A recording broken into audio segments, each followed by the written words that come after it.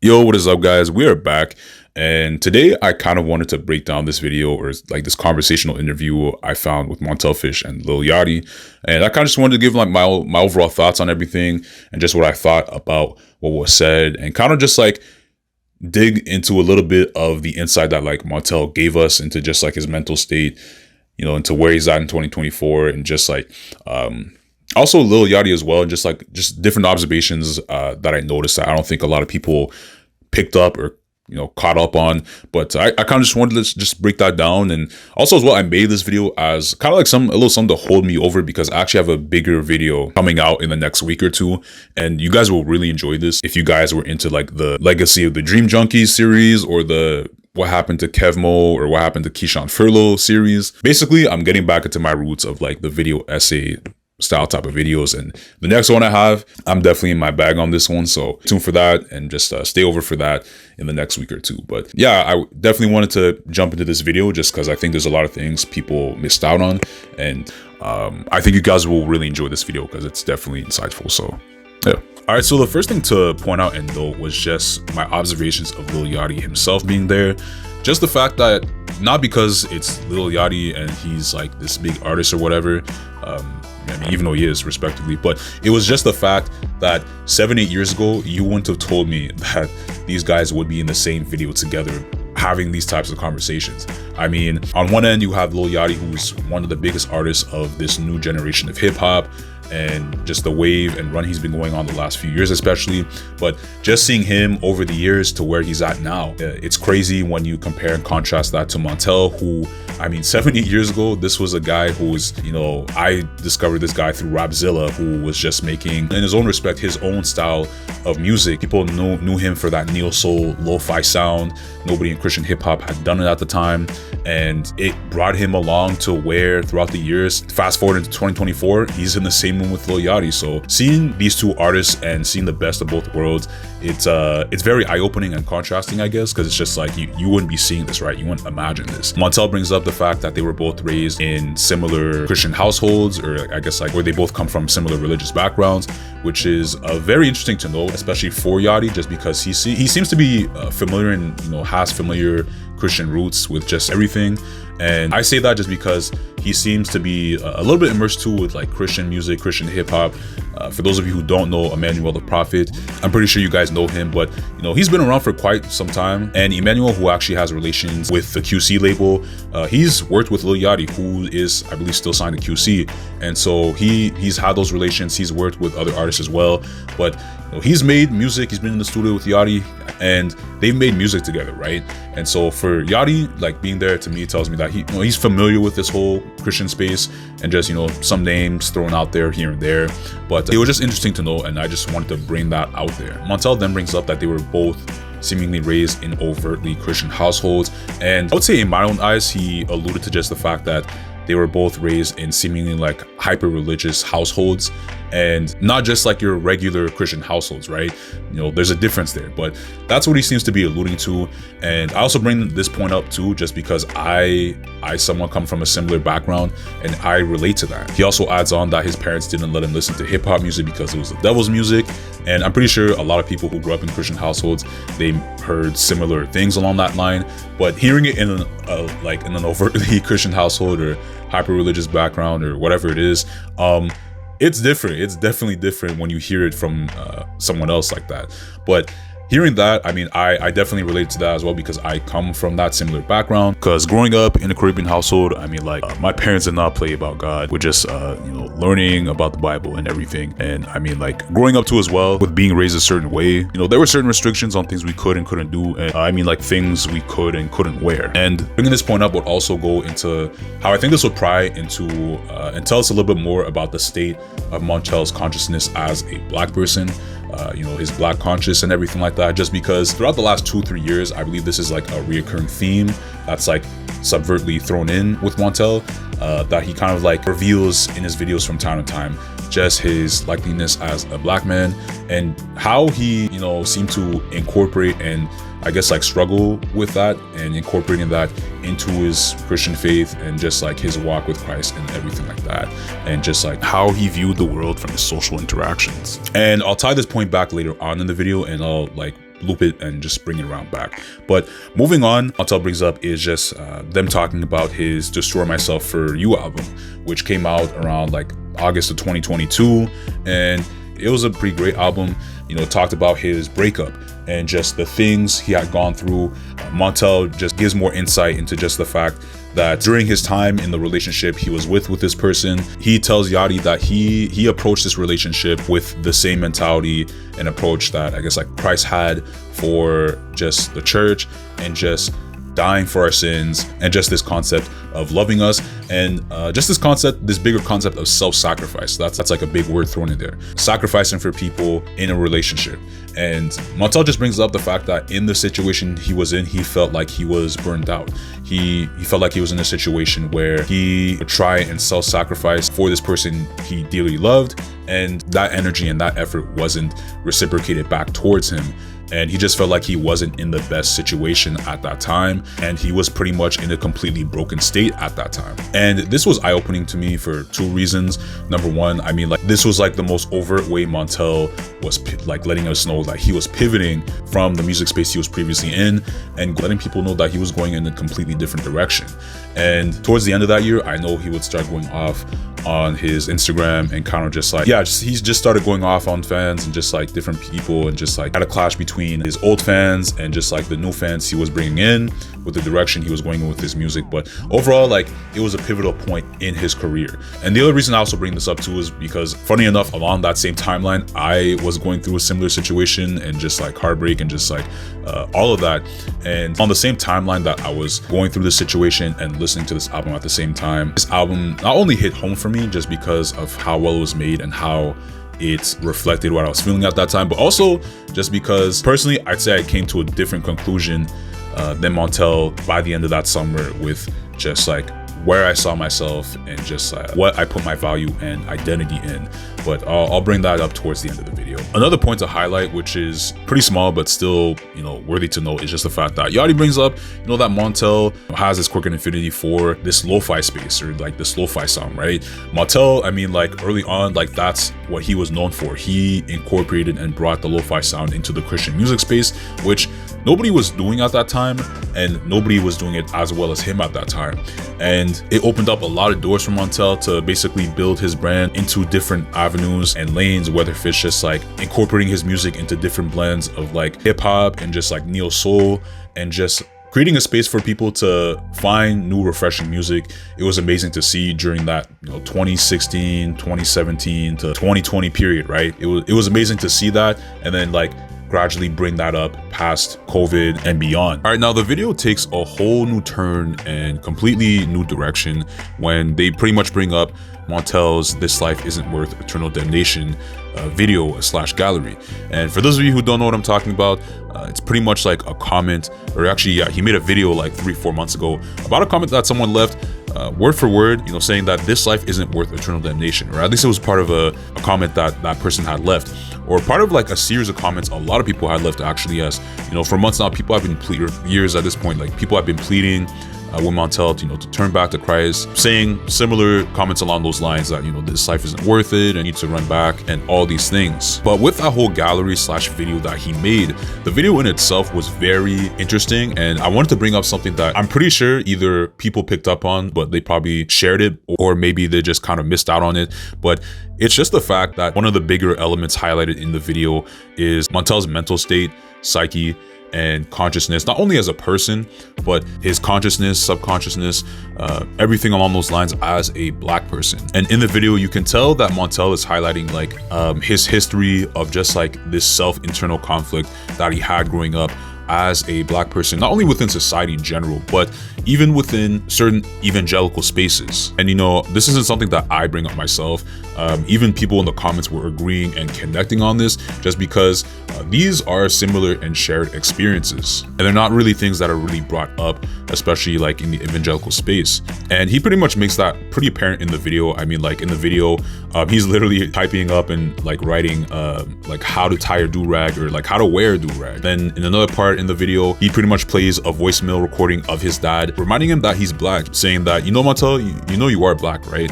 and kind of like giving him a reminder of his roots and just generally telling him to not be ashamed of who he is. Out of everything explained in the video, just because there were other things he covered as well, I connected on it, and a lot of people in the comments just connected on that, just because these are things truly experienced in society. And from my own experience, society doesn't really view you in the best light, as you have to really be critical about what you say, how you act, how you compose, what you wear, and everything. I find society can overregulate and be very hypercritical of just Black people in general, just because I find like other cultures can be stereotyped, but from our point of view, it's like you have to watch and you have to second guess, I guess, like everything you're gonna do, and things really you shouldn't have to worry about that kind of like snowball and progress over the years, whether if it's just like things things you really shouldn't have to worry about, as to like how you dress, and particular negative comments that are made about you from people who you don't even know or talk to, just into like how you talk, or whatever it is. Like society in general will demonize it, but also these things can trickle down into evangelical circles as well. I know from my experience growing up, I was told a variety of things, whether if it's just being told that wearing dreads is worldly, or just like being called like just a demon for like having a do-rag on, and all these things that are pretty much just like demonized and kind of just like told about you. Pretty much, after a while, you don't see yourself in the best light, and you kind of you second guess your identity. And this also ties into a bigger conversation within the church, just because I know especially in Western Christianity, or just like the mainstream church culture, we're told that we're all equal, we're all children of God. And from time you'll hear rhetoric as such as I don't see color at all, I don't see skin color at all, and all of these things, right? I find comments like that, while yes, I do agree with this, and I think a lot of like anyone would agree with that, it's almost like saying 7 times 7 is 9, but not really showing you how to get the answer. It's almost, what I mean? It's almost like someone thinking that the solution to a problem is, it's black and white, it's pretty simple, but the reality, it isn't. I would equate it to like in high school when you need to get help from your math teacher. You work through the problems, and the teacher will tell you to like show your proof of work, show your proof of concept as to how you solved this algebra problem, right? You can't just put the answer down and say that it's fixed. And so I just wanted to make a big note of that, and also just the fact that while I know it's not the whole church that does this, I know there are pockets in different areas of Christianity where people just can't relate to your own experiences, and they can't really walk in your own shoes. They don't really want anything to do with, I guess, like certain things you might go through, right? And people in those spaces like that, they want to show you the answer, but they don't want to take the time to help you get there, show you how to get the answer, if that makes sense. To me, in this video, that's a lot of just what it shows, and I just wanted to like point to that. Also, this isn't me stating that this is the sole reason as to where Montell is, where he's at now in his state of mind versus where he was at like 3-4 years ago, but I do believe it is like a co-contributing factor into like the jump and change he made in his music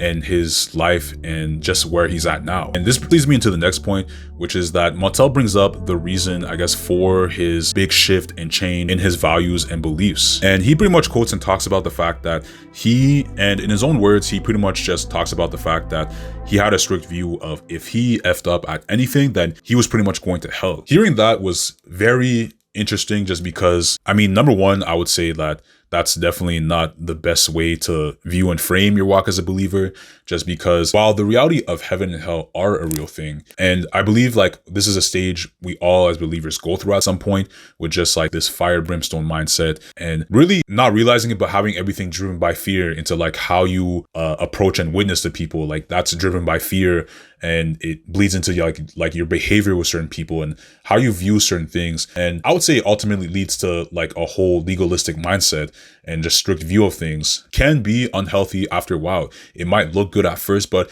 eventually it can be unhealthy. And for some people, for some reason, like there's this side of Christianity where they don't like seeing this word legalistic thrown around, just because I guess like, yeah, some people can loosely misuse it, but there's a reason for that label and word, just because these things are a reality. But then he pairs that up by saying that he realized when he moved to New York that life is to be lived and you're allowed to make your own mistakes. And that's just what it is with the Christian walk, just because when you let the fear of things take grip and hold on just like how you view things. It can pretty much bleed into different walks of your life and can pretty much bleed into how you view the traits and characteristics of God. And fear can pretty much like dilute and alter the other facts about God, that God is a just God as well, that he is also a loving God, and that he is a God of promises and everlasting lights, and he doesn't change, right? And that this also can bleed into how you view the gospel and just the full scope and message of it. The fire and brimstone kind of mindset and just fear of that can pretty much take a hold of how you view things. And eventually when you do mess up, because, eventually it does happen, that is a part of the walk. Sanctification is a big thing. When you do mess up big, like what's going to happen, right? What's going to happen when you do run into sin and life's misfortunes and you feel like you can't perfect your way into sanctification? Can you still look to Christ in those dark times and accept that you are merely a human being and we are not like Jesus? Can you grow in sanctification and realize that we are not perfect? We are not the Son of God. Like, these are pretty big things to consider, but that's just something I just wanted to point out as well. And this doesn't fully tell the full picture of what Montell was going through at that time. I don't know the guy, I'm just some guy on the internet, but I do point that out to say that this is a stage and similar thing that I believe like we all as believers have been through. And he also adds that he does believe in God. Like, he didn't say he believes in a God like other gods, but pretty much stated that he believes in God. He believes that something made all this, and that's why we hear all these voices in our conscience. But anyways, guys, I want to get to the point and thesis of this video, and that it wasn't to make this video to kind of like plead with Montell to like turn back to Christ, or because I mean, like, there's already millions of those comments like he gets every day anyways.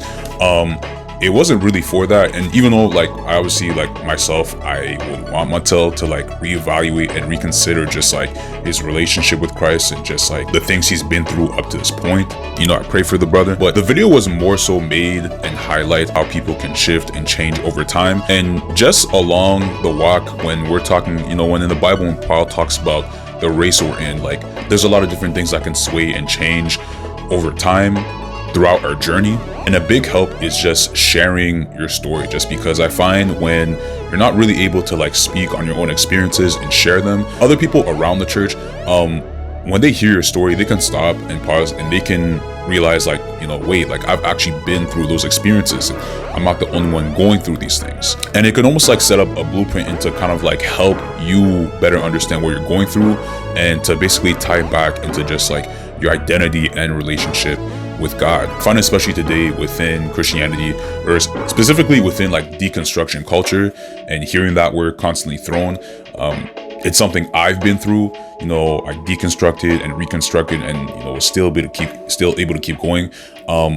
I find understanding why people change and sharing your own story can help counter those obstacles that you may go through. And I mean, in Montell's case, it sounds more so like abandoning the faith. It's just more so he shifted his views and values on certain things. So like I said, like I don't know the guy, I don't know where he's at. That's what it pretty much sounds like. But the whole point when it comes to just my point about deconstruction, sharing these stories can really help. And it can also be an opportunity for the church to move in, press in, and just help people understand these things, prevent these things from happening.